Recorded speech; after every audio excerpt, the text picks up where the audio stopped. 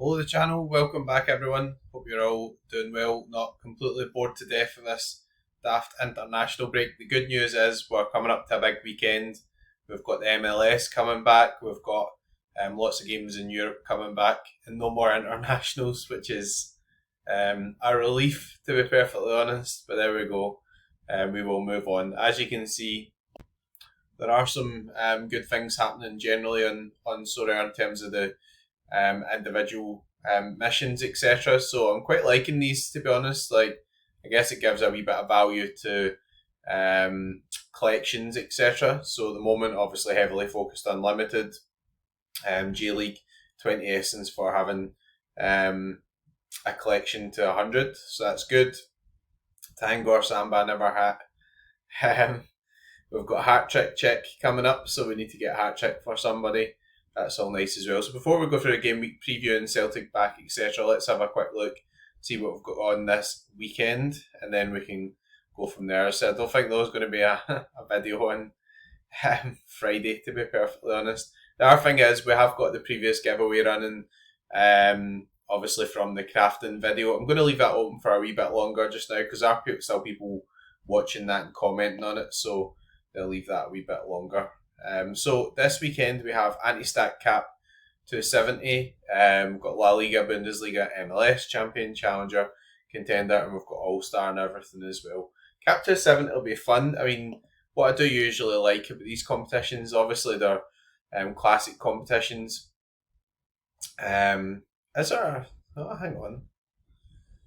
Yeah, we've got a in-season version and we've got a classic version. So the bit I like about the classic side of things is you pay out stars, right? So and it's like super rare, for example, you can win usually a star super rare. So super rare in season, obviously $1,000 to first. That's really nice actually, and then you got a star super rare there as well. So pretty fun competition that, to be honest. What we'll maybe do is just sort of use the spreadsheet a wee bit to see how we can pick out guys who are good for cap 270. My initial thoughts on that are, obviously if you can get guys who like a goalkeeper, for example, who has a zero last 15, then you can just fill out guys who are like averaging 60 or 70 or whatever. That's usually a good way to do it. Or if you get someone who's coming back from injury or really low average, who you think is going to smash a specific fixture, then that can work really well too. First and foremost, let's do the game week preview.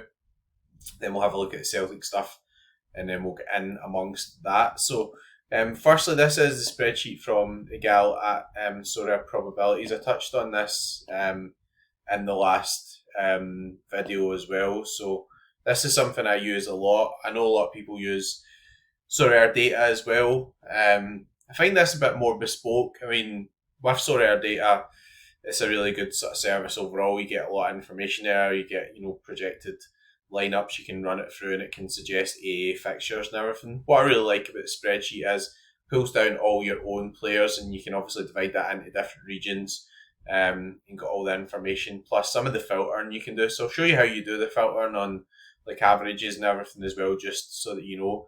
If you do want to use a sheet, it's not me that's produced it. I wish I had because it's bloody good. As I say, it helped me hugely in terms of some of the wins recently as well. So give a gal a shout at S_probabilities on Twitter, or if you message me, I'll drop the link for you. He does give a free trial of it before you have to spend any money on it. I think it's really good value. You're talking about like a matter of euros per month as well. So it's not that expensive. So, if you're going to be playing SORARE in any serious way, then having these tools really quite vital, to be honest. Like, you want to win, right? So if you're going to be spending money regularly, then a lot of people will say, you could use that money to buy players, whatever. But like, if it gives you an edge, then that's great. So onto the fixtures.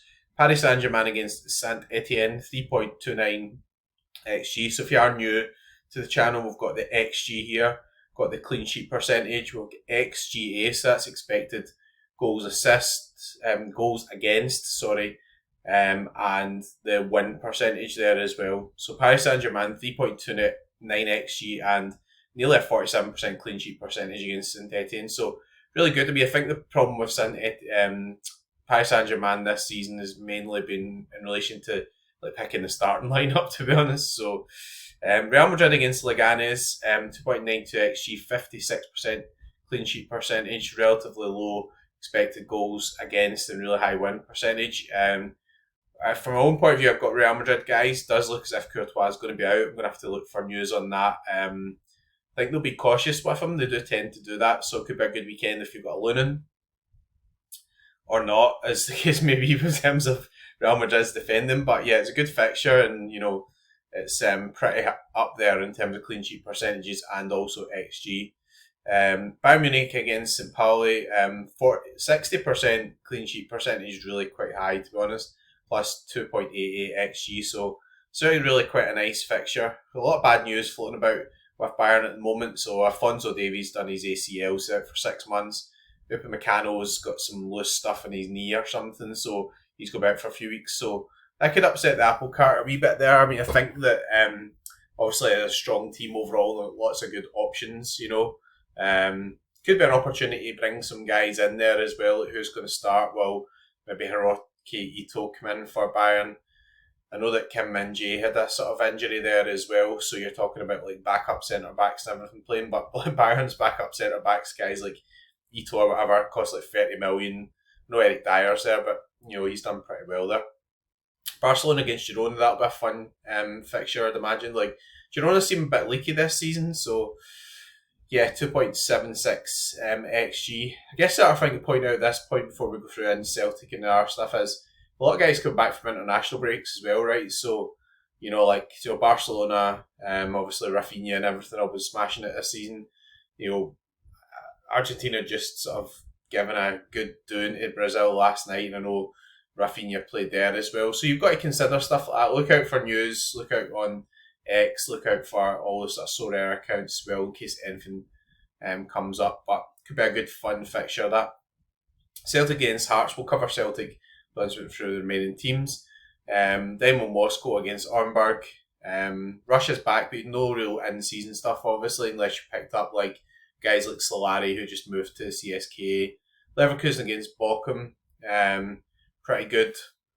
So yeah, I mean Leverkusen, I guess, kind of funny. Like the goalkeeper's been in and out and everything. It's not really a team I've been targeting, but Bochum have been pretty poor.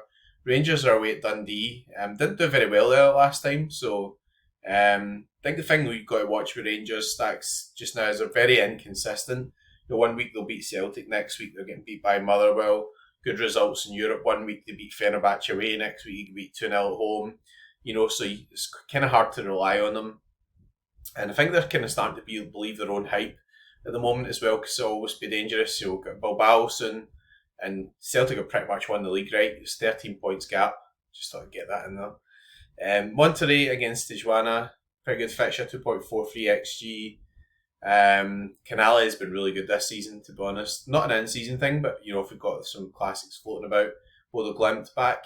Nice to see Rosenborg back as well, not on the sheet here at the moment, but yeah, Rosenborg, it's nice to have those cards back, and they'll be in contender obviously over the summer. Anything else sticking out here? Some really good fixtures this weekend.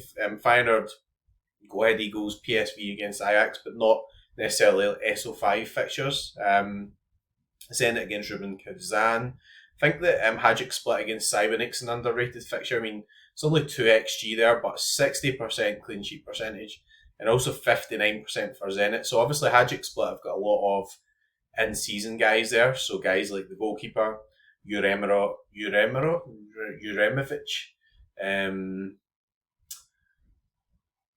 Sorry, remember the name of the defenders. Hajduk split. Probably come up in the sheet later on. Lucic, the goalkeeper, I think. Guys like Michel Sego obviously could do pretty well in this fixture. I think Levija is back as well, or Levija. Inter Miami against Philadelphia. I don't know if Messi's going to be back. I mean, they've been quite cautious with him. Argentina still beat Brazil, but there we go. We need to look out for news on that as well. Anything else sticking out? I've had a lot of focus on the MLS, so I'm going to actually do a filter to MLS just to see what the best fixtures there are this weekend, and then we'll go on and we'll talk about Celtic in terms of the actual preview against Hearts. So Chicago Fire against Montreal. Montreal, I think, fired their manager, so 1.96 XG. I guess you could get some sort of bounce from that, like, new manager bounce, caretaker bounce, or whatever. But yeah, Montreal have been pretty poor. So, yeah, Philadelphia also been a bit disappointing this season. Minnesota, Salt Lake, etc. There. Dallas against Kansas City. Again, Kansas are a team who've been pretty poor. Atlanta been pretty good. I mean, they've got a lot of guys like Almiron, etc. away in international duty, so go watch for rotations there. I think LA Galaxy not so good this season, really. Timbers pretty poor. Nashville are quite far down there, so we've got Columbus Crew away. I think DC United. So obviously one Chiberko, so unless he sells, I'll be rolling him out somewhere. And Nashville 1.4 XG, 31% clean sheet percentage against Cincinnati. I'm kind of hoping like guys like Kevin Denke and stuff like that are just like late back, just leave them on the bench, like yeah, that's fine. Like, so I'm going for a third streaker as well in MLS, so we'll probably come back to that in a wee bit. So on to Predictor.fi. So Predictor.fi obviously is a predicting site in terms of predicted lineups. I'm only really covering the Celtic here because I am the Celtic predictor. If you do want to sign up for this, you can sign up for full access. You can sign up for access just to Contender. You can sign up to access to any region, which is a wee bit cheaper. If you are going to sign up, please use the code McBrideAce because that does help support the channel. Buy the wife lamps, all that type of stuff. Got my own lamp in here now as well. That's why the light's better. So I bought myself a lamp as well. So prediction. Firstly, Kasper Schmeichel's hooked. He's in a sling. Get taken off. Well, he didn't get taken off for Denmark. You couldn't take him off because there's no subs to use. He was in a sling. To go to hospital, they had a scan. He's not broken anything, but he had to get an MRI. He's not playing this weekend. In fact, I would be surprised if he's back this season. But they're saying that news may be slightly better than what was initially expected. There was even one point talking about missing some of the start next season. So we'll need to see how that pans out. He is not playing this weekend. Sinisalo will be in goals unless he gets injured. But there's no news of that. Sinisalo is the backup option. He played in one of the cup games. I think it was, can't remember who it was against. I don't think it was a Falkirk game actually. Celtic game, I think it was Rafe Rovers. So he will play this weekend. Jeffrey Schlupp thinks won the place over Greg Taylor. I feel a bit sorry for Greg Taylor. He's always been pretty good for Celtic, but he's leaving the free in the summer. Kieran Tierney's coming in. Schlupp's on loan just now. Schlupp's won the place for me. Trusty and Carter Vickers. CCV was away with internationals, so he played the last game against Canada and missed the first one. So only played one game in two. Bit of travelling and everything, but I'd expect him to come back in. Austin Trusty's an interesting one. So you've got a question up here. Is there any news on Trusty's injury? I'm not sure he was injured at all, to be honest. So, like, when it came to the Celtic Rangers game, his wife was, like, basically 10 days overdue or something like that, and he was, like, having a baby. Not personally, his wife was. So, and then there was some sort of news to say that he was out of the international camp because he had an injury. I think he's probably just changing shite and nappies myself, but there we go. I've left him in at 95% just now. Maybe a wee bit high, but that's just the initial draft, and I will update this closer obviously game week. Look out for that if you're going to pick Trusty, because it's a good home game and you maybe want to pick him. But the reason I left him at 95% is Liam Scales was injured as well. Novrocky done pretty well against Rangers, so actually if Trusty doesn't play, I think it'll be Novrocky. Alistair Johnson again 95%. He's played 2 games away for Canada, a bit of travelling and stuff. Tony Ralston's also played 2 games for Scotland, so I don't think there's any specific edge there apart from Alistair Johnson is the right back. So, Ralston plays some games, but, he only comes in when really necessary. Callum McGregor expect to be back. I think in the last game against Rangers before the international break, if that was a game Celtic had to win, I think McGregor would have played. But I think that with him having the calf thing, I think Celtic were just cautious with him. It's always a big game, Celtic Rangers, but from a league perspective, it's kind of a dead rubber. Arnie Engels wasn't in the Belgian squad this time, so he would have had a rest. That'll do him good. Rio Hatate is the other one who usually plays in midfield. I think that'll be the midfield 3. We've got Jota, Maeda, and Nicholas Kuhn. Jota, I think, will start this game. Again, he's at a rest, whereas Maeda's been away with Japan. So, no reason to suspect why Jota wouldn't start at home. Nicholas Kuhn, again, is not in the Germany squad. It's good for him to get a rest. Don't think he's been firing recently, but he had a really good start to the season and maybe just a wee bit of a dip in form. Again, the rest might do him good. And Daisen Maeda. Maeda was away with Japan. He missed the first game. Took a bit of a kick in the Celtic Rangers game, but they stayed with Japan. The rest, they kind of, not rest him, but they didn't bring him on the first game, and then he played in the second game, so obviously must be fit. You could maybe see Adam Ida up front. Ida scored for Ireland the other night, and in that scenario, maybe you could have Ida, Jota, and Maeda maybe starting out wide. But Maeda's been sensational through the middle, and I think that Brendan Rodgers will be keen to bounce back. He always wants to bounce back after bad results. He'll be keen to get the league wrapped up. And also any of these guys like Adam Ida, etc., who start the bench will likely come on as subs as well. Defensively wise, yeah, a bit more difficult. If Trusty's out, for example, then he just won't play and it'll be another Rocky. I will adjust these percentages, but I need to get some news first. And at the moment, there is no actual news, so I'm just giving you the overall sort of draft overview, etc. as well. So again, in terms of what we're doing for this weekend, I'm not going to do much by way of lineup selections just now, but I think it's a useful thing to have a look at how to attack the anti-stack competition. So anti-stack and it's capped to 70, so you're going to have to pick 5 different players from different teams. So you can't just say, I'm just going to roll out a Celtic stack against Hearts. You can't do that. You're going to have to pick, if it's in-season version, you're going to have to go with 5 different people from different teams. And that is a different dynamic, right? You do need 5 in-season cards. So it's a wee bit of a kind of change recently where SORARE have been more focused on saying, yeah, you're going to have to go for like the whole 5 here. So in terms of how we attack this competition, I'm going to look at my own players first, obviously. Again, this is one of the things I really like about the spreadsheet. I've been quite successful using this, and yeah, I mean, I've even got it set to one of the previous settings as well. So I had it set to last 15 average score, max of 50. I'm going to put it back to 100 just now, just to see who I think are the best overall options in my own gallery. So this has pulled down all the options from my own gallery.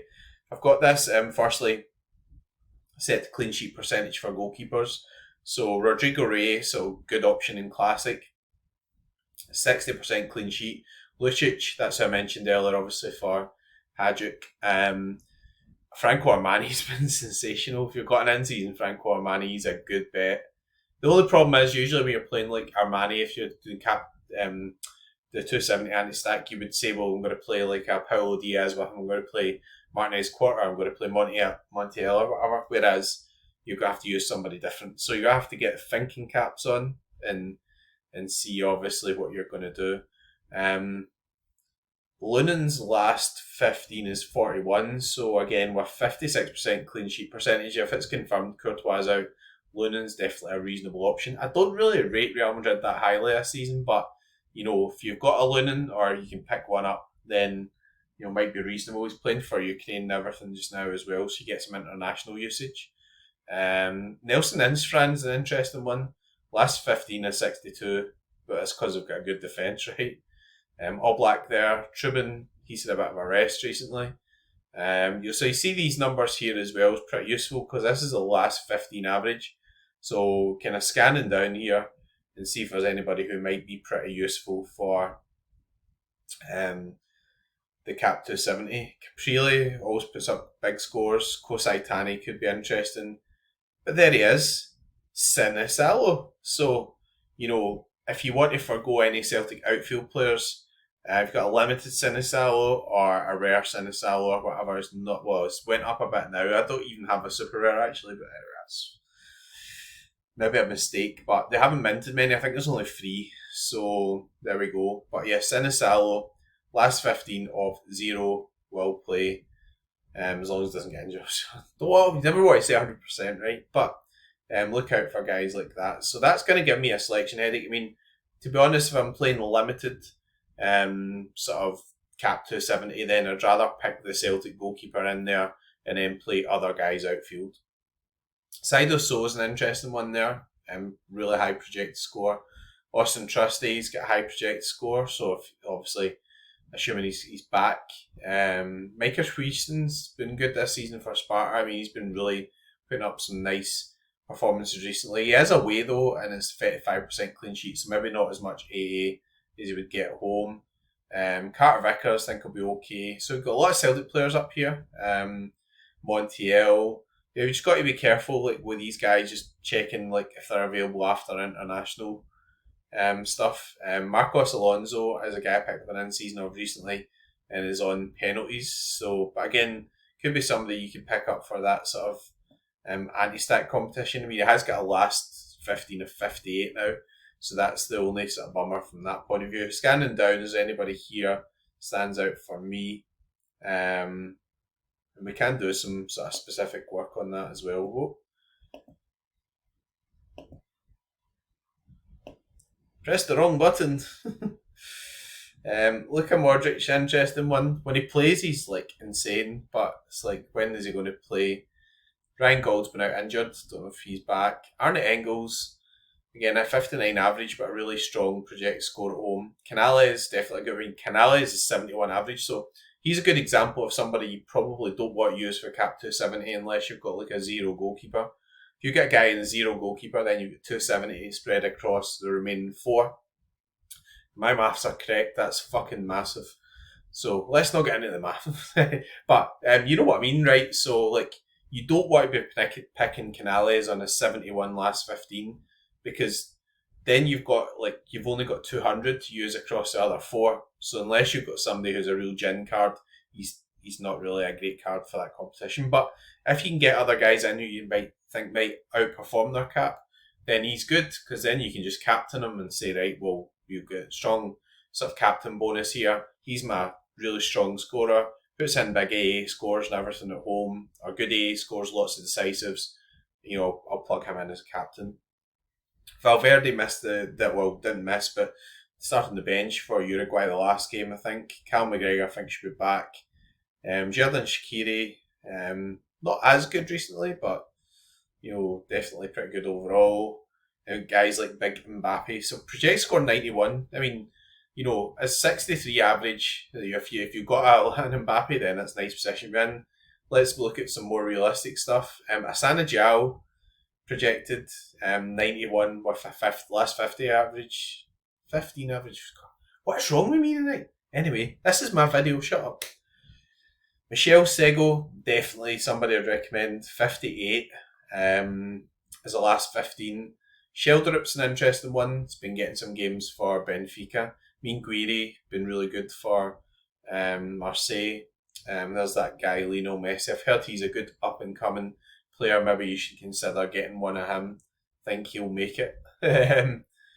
Vinicius Junior. Anybody standing out on like the kind of low averages? Nothing brilliant there. So what I'm going to do is, firstly, I'm going to filter this, right? So I'm going to filter it to under like 50. So that's so that I can kind of see if there's anybody in my own gallery that, you know, would be pretty good for the cap 270. And obviously you got to watch with this, like, you know, make sure guys are going to start as well. Marcus Edwards is a good one. You know, obviously at Burnley, got to watch on price, because Burnley are going to go up, right? You would have thought so. You know, you've got to be careful with that. Max Bayer for Dortmund seems to have a good fixture, so that's a pretty interesting one. All these guys are all projected to have, like, you know, sort of decisive or above. Lil Abada, interesting one. Not really played much for Israel over the international break. Danny Olmo, there's a banger, like home game. You've got to be careful with the rotation stuff with Barcelona, but you know, I think Olmo actually was away with Spain as well. So if he comes back and maybe he's on the bench against Osasuna or whatever, then you get the game at the weekend. You think, well, you fancy him, he can play, or he can get decisive at the bench. Anybody else standing out here? Nothing huge, I don't think. some unusual names in here. Clement Bischoff is the guy that Brighton were trying to sign from Brøndby.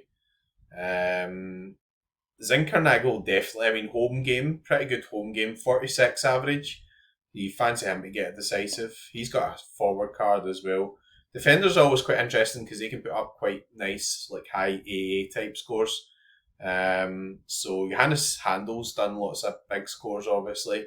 Just having a scan through here, see if anybody I really fancy to play and do well. Foremost Mendy's been in and out. That's a shame. Thought you'd do pretty well. Zanka, it's an interesting one. Big Jorgensen for LA Galaxy could come good. Vanderson, the guy who again can put in really big scores for Monaco. He was away with Brazil as well, though, so you've got to watch that. Maybe he's come back, whether or not he's going to play. Scott McKenna, I would just never recommend to anybody. Just not. So I mean, Ivan Lucic, last 15 of 43. Projected scores only 6-6. I don't think Cybernick will get many shots on goal, right? But you know, if you pick up a limited or whatever him, then that's a pretty solid pickup. Lunen's on a 41 average. Trubin's been horrendous. Probably due a good score, to be fair.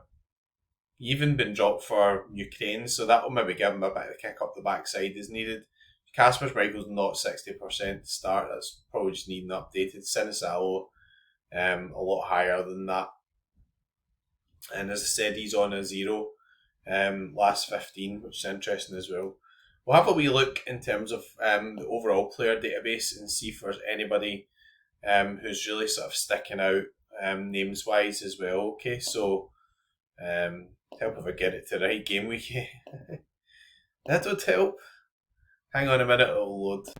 So basically, what the sheet's done now is pulled out all the data and put in the sort of highest projected scores. So there's quite a few interesting ones about here, like guys like Isa Kalon, who's playing in China. Gaitan Peran's been really good this season as well. And then if you come down, you'll have ones you've been more expected. Bradley Barcola. You've got other guys in there like Ousmane Dembele. Jordan Bosting's injured at the moment. Iago Aspas, don't know if he's been fit recently. Modric, say you've got to catch him on the day when it plays. Some names I don't know as much. Moses Simon I know. Osho, interesting one. He's on the last 15 of 53. I don't really know him that well. Kylian Mbappe, there's a guy there who do know pretty well. I mean, what you can do with this is, I'm not going to do it just now because, I'll probably want to get some more start percentage in, but you can just go in here and just say last 15 average score max 0. So I'm going to do it just to show you what happens, but if you were trying to find a goalkeeper or whatever, you could do that, and then you could do position goalkeeper. It should bring up Sinisalo, obviously. So it's quite clever from this point of view, the spreadsheet. It's quite handy, obviously, to have that option.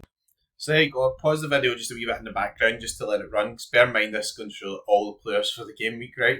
And we put the clean sheet percentage up here as well. So a lot of the guys who are going to appear up here are non-starters, but you can sort of filter through this to try and sort of find somebody who's going to start. What you can also do, it's not close enough to the game week, but Miguel does have some projections which filter through here, and then you can just put this sort of projected start up a wee bit. But once you come down here a wee bit, obviously you see Sinisalo there as well, who's on 40 at the moment, but that will go up as people realise. So 48% clean sheet percentage.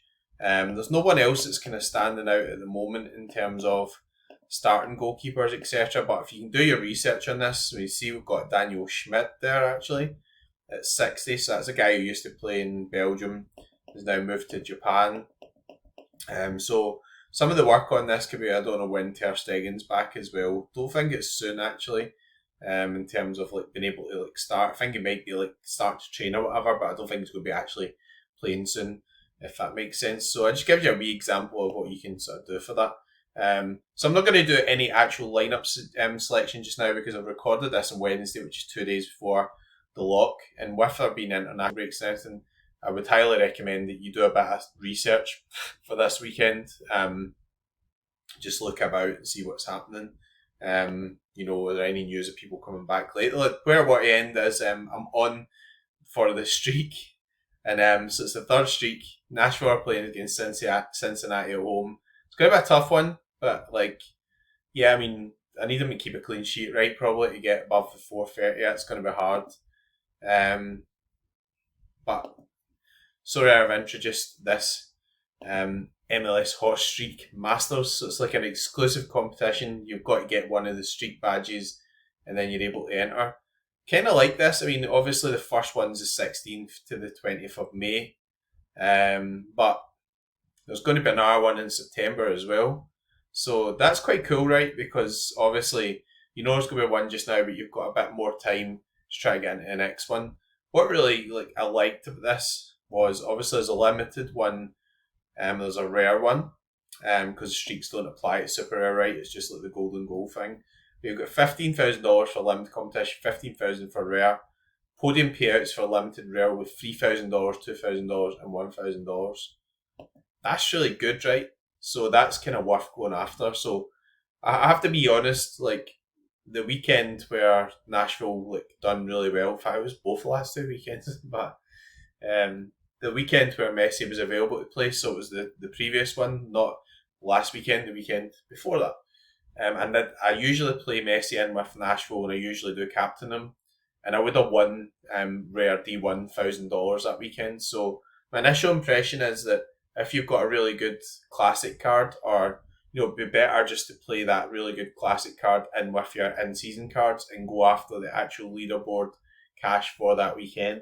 But if your strategy is that you don't have those good classic cards like to a decent level in terms of XP, and you're just buying in-season stuff, why not go after this? I mean, remember, obviously, when you're talking about the streaks, right, in MLS, so the first one you've got to hit 350, then 370, then 390, 410, 430. So it's quite hard to do that, right? There's no two ways about it. It is quite hard.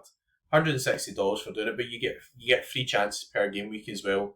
So it's not just like you just enter one team. I'm just entering Nashville at the moment as my sort of MLS gallery develops. But yeah, I mean, now I see that I'm totally choking to get that badge for doing the third streak. So hope Nashville are pretty solid again at home this weekend. I don't think they'll get it. I mean, it's my honest opinion is I think it's a hard fixture. Cincinnati are good.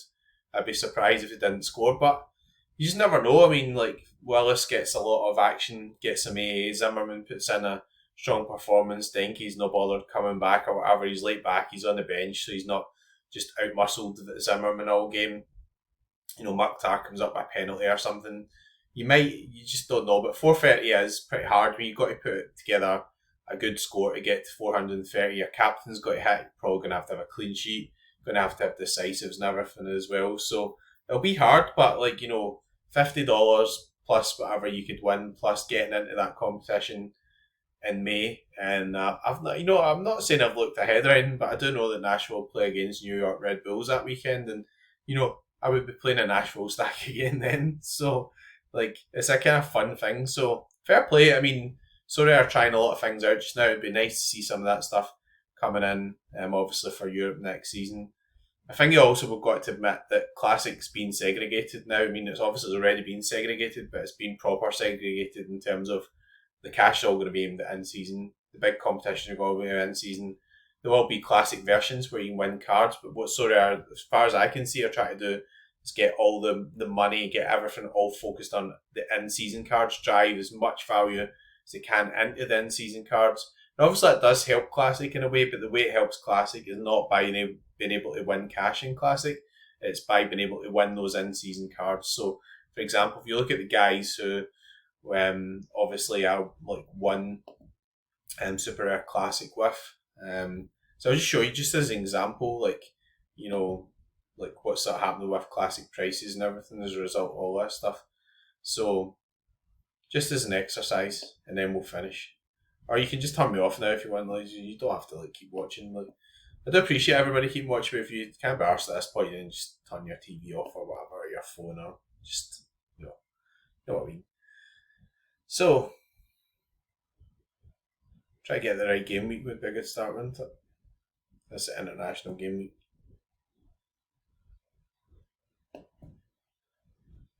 don't know what I'm talking about. It was an international game week where I won. Need to find the MLS. Where are you, MLS? Yeah, right. MLS. Joe Willis. I looked earlier, the floor was about 170 quid. He sold for less. Somebody got a Joe Willis Classic for about 50 or 60 quid before the start of the season. Zimmerman, again, in season 400-500 or whatever, but classic versions not be that much. Hani Mukhtar is a bit more popular, obviously quite a big name, but I'm pretty sure the floor in Hani Mukhtar is 170 quid. Wilfred Zaha, I think, was about over 100 on the move. And I'm looking at the wrong lineup. I should be looking at this lineup here. It's a good example. Willis, Zimmerman, Salic paid 120 quid for. Kelvin Yeboah I've owned for a while. He was a bit more of a punt. Marky Delgado was 40 quid. So, as to buy this lineup in a classic lineup now, probably talking about, wow, I don't know, 500 or 600 quid. So still a significant amount, but Zaha sold for 370 and Shirem, or whatever you call him, the guy I won, the Ukrainian guy from Columbus, Cherenko, he's probably worth about the same. So, like, I could have just sold all these guys, right? But in 2 weekends, I've won, like, double or more than what the team's worth in Classic. Now, I've had a first and I've had a second. And that's not taking into account, though, like, all the essence. So I've got, like, 10 essence here starting to build up. So, yeah, I mean, this is the way that SORARE try to set it up. So I guess what I'm trying to explain is that although the classic cards don't have as much in terms of resale value, they do have value if you smash it, because, you know, you've got your lineup, and even this lineup is pretty decent MLS lineup. You know, LA Galaxy, Mashville doing well, Salic, good move to Orlando, Yeboah's young, been scoring plenty of goals. Still only worth 500 or 600 quid, but on any ever given weekend can win somebody who's worth more than that. And I didn't even get a good star super rare, right? If I'd got like a Messi or an Evander or a Kalina or whatever, like that would have been much better as well. So Classic's not dead or whatever, but I think we've just got to like realise that, you know, Classics won't have huge resale value. They might have some collectible value in future if SORARE ever gets to the longevity of Panini or whatever. But yeah, to realise that value of the cards, you might just have to actually keep your collection over the years and make some good selections. Get yourself Predictor5 subscription, use code McBrideace, get yourself onto S_probabilities, get the spreadsheet, do your free trial if you like it, use it. There's no code or anything for that, but, you know, just do it, because, like, at the end of the day, like, you know, this is your hobby, you're spending time on it, it's supposed to be fun. You know, the focus can't always be on, what if I just want to sell my cards or whatever. Like, I think at this stage, got to treat it more as like a hobby, spending disposable money or whatever on it. It's not an investment, definitely is not. We're getting to the stage so rare where you've got to be good. If you're not good, then you're going to have to be really lucky.